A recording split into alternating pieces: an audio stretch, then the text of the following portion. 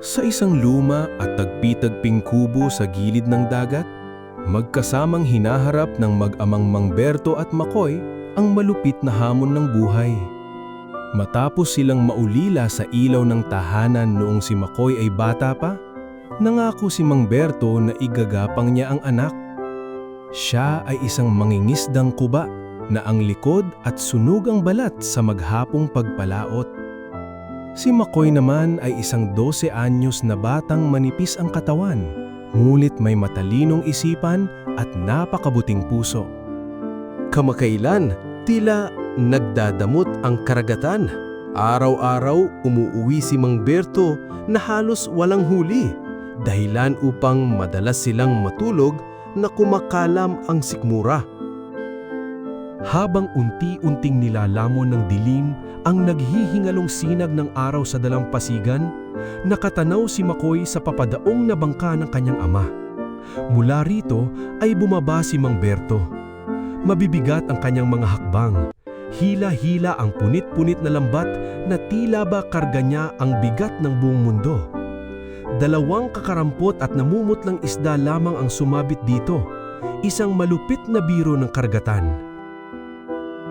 Nakayuko ang matanda at hindi makatingin ng diretsyo sa musmos na nag-aabang. Ang kanyang mga mata na karaniway puno ng tapang ay ngayon ay nalulunod sa hiya at namumula sa pinipigil na luha. Patawad, anak ko. Patawad. Ibinuhos ko na ang lahat ng aking lakas, ngulit tila kinalimutan na tayo ng dagat. Hanggang dito na lamang yata ang kaya ng mga gutay-gutay kong braso. Wala akong maiuwing sapat upang idugtong sa kumakalam mong sikmura. Sa halip na dumaing o magmukmok, isang maamo at nakakapanatag na ngiti ang isinukli ni Makoy. Dahan-dahang lumapit ang bata, lumuhod sa harap ng umiiyak na ama at buong pagmamahal na kinuha ang lambat mula sa magaspang, sugatan at nanginginig nitong mga kamay upang pagaanin ang kanyang pasanin. Tama na po, Itay. Walang dapat hingin ng tawad ang isang amang nag-alay ng dugot pawis para sa akin. Kayo na po ang kumain yan upang muling maghilom ang inyong pagod para bukas. Ang tubig mula sa balon ay sapat na upang dayain at busugin ng aking tiyan ngayong gabi. Huwag na po kayong lumuha. Pangako ko po, gagawa ako ng paraan.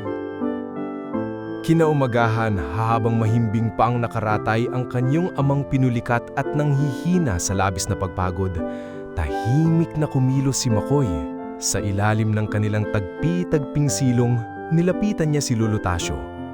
Nakakalat sa putikang lupa ang kanyang mga inipon, mga nagutay na kawayan, kinalawang na alambre at mga itinapong boteng plastik na inanod sa baybayin. Gamit ang kanyang maliliit na kamay, buong tiyaga niya itong pinag-ugnay-ugnay. Pinagmamasdan siya ni Lolo Tasio. May halong awa at pagdududa ang boses ng matanda. Apo, ang bubo ay pamana pa ng ating mga ninuno. Subalit, hindi na ito sasapat ngayon. Huwag mo nang pahirapan ang iyong murang katawan. Wala nang lakas ang iyong ama upang sumisid at makipagbuno sa malalim at madilim na pusod ng dagat para lamang iahon iyan. Sayang lamang ang iyong pawis at pag-asa. Hindi tumigil si Makoy.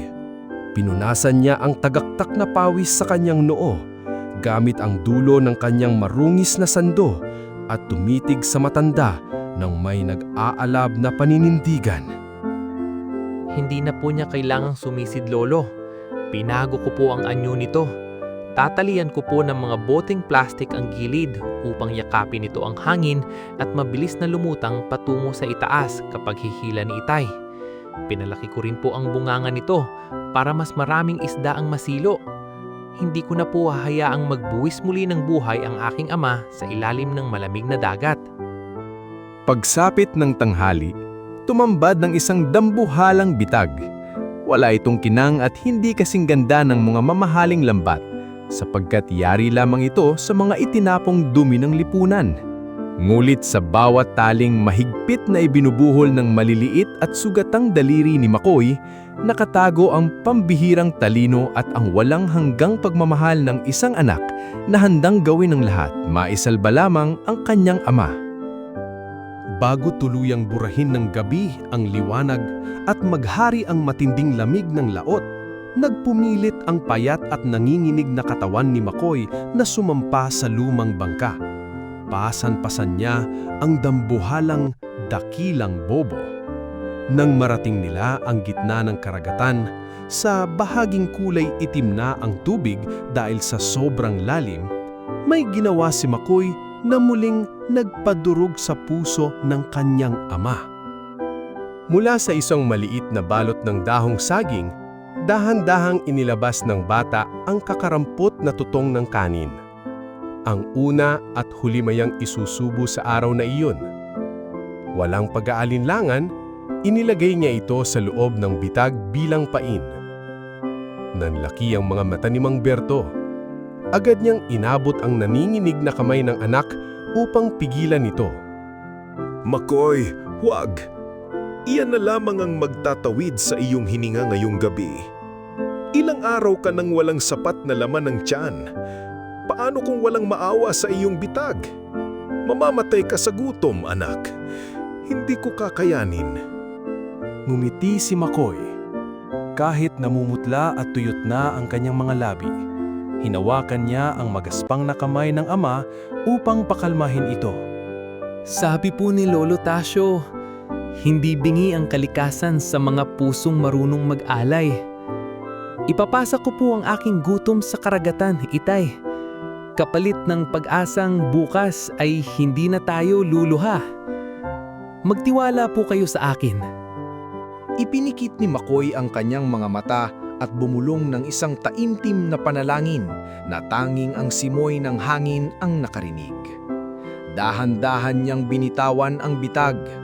Tahimik at magkayakap na pinanood ng mag-ama ang unti-unting paglubog ng dakilang bobo, papungo sa dilim at walang hanggang pusod ng dagat. Kasama nitong lumubog ang natitirang hininga ng kanilang pag-asa.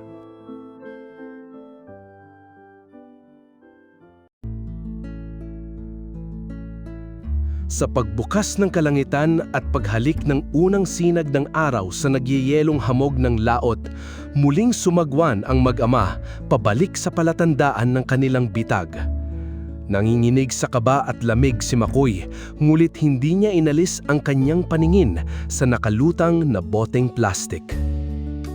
Dahan-dahang hinawakan ni Makoy ang magaspang na lubid. Pilit niya itong hinila, ngunit biglang nanigas ang kanyang mga braso. Halos dumaob ang maliit nilang bangka sa tindi ng bigat na nasa ilalim. Itay, napakabigat po. Tila nakakapit sa bato. Hindi ko na po kaya. Agad na binitiwan ni Mang Berto ang sagwan at isinabak ang kanyang sariling mga sugatang kamay. Magkasabay nilang hinila ang lubid. Nanggigil ang mga litid sa leeg ng matanda at halos pumutok ang mga ugat sa kanyang braso. 1, 2, 3. Nang tuluyang pumunit sa ibabaw ng tubig ang dambuhalang bobo, isang malakas na pagsambulat ng tubig ang naganap. Halos mabulag ang mag-ama sa matinding kislap ng mga pilak na kaliskis na tinatamaan ng sikat ng araw. Punong-puno ang bitag. Siksika ng naglalakihang mga isda na patuloy sa pagtalon at paghampas. Ang huling butil ng kanin na isinakripisyo ng bata ay sinuklian ng karagatan ng limpak-limpak na biyaya. Bumagsak ang mga tuhod ni Mang Berto sa kahoy na sahig ng bangka. Nanginginig ang kanyang mga labi habang sunod-sunod na pumatak ang mainit na luha sa kanyang magaspang na pisngi. Hinigit niya si Makoy at niyakap ng napakahigpit. tila ayaw ng pakawalan. Diyos ko, maraming salamat. Makoy, anak ko, dininig ang iyong panalangin. Nagtagumpay ang iyong talino. Nakita ng may kapal ang iyong busilak na puso. Hindi na tayo mamamatay sa gutom.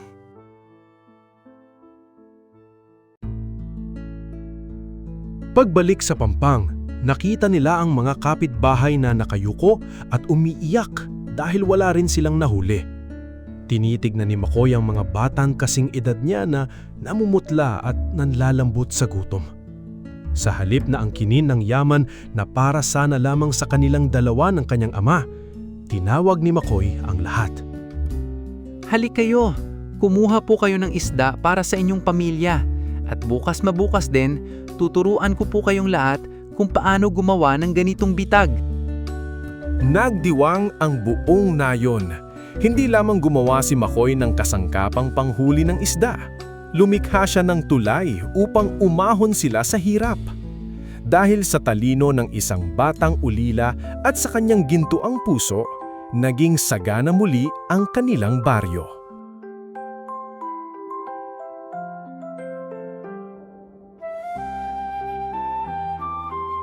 Ang tunay na lunas sa kahirapan ay matatagpuan sa pagiging malikhain ng isipan at sa walang imbot na kabutihan ng puso. Ang pag-imbento ng bagong paraan ay nagiging mas dakila kung ito ay ibinabahagi at ginagamit upang iangat hindi lamang ang sarili, kundi ang buhay ng buong pamayanan.